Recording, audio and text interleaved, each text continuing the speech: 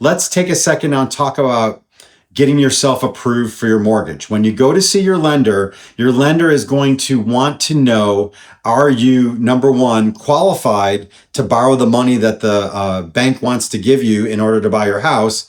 And number two, are you trustworthy to take that loan and make your payments every month and pay that loan back over time? So there's two main tools that the lender uses to let others know that you are ready to be making offers on houses. Number one is what's called a pre-qualification. A pre-qualification is where the lender sits down and interviews you, and based on the answers that you give about your financial situation, they say basically, hey, based on the info I've been given, this person is qualified to buy a house and get a mortgage. So a pre-qualification letter is where you give that to your agent.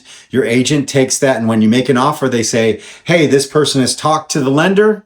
The lender says that based on the info that they've received, that they're qualified to buy a house. You can accept our offer because this person is likely to be approved for this mortgage. So a pre-qualification letter is the bare minimum you need in order to move forward if you're getting a loan to buy your house. But a step beyond that, that's even better, is what's called a pre-approval. A pre-approval is where the lender, they not only do that interview with you and they don't just take your word for it, they collect all the documentation that allows them to be able to prove that you have the financial wherewithal that you told them about. They're going to look at your bank statements, your tax returns, your pay stubs, and any other financial data that's going to help them be able to say, okay, we are comfortable that we can give these folks a loan. Going through the process and letting the bank take all of your info through underwriting so that they can issue a pre-approval letter is going to be much more valuable to you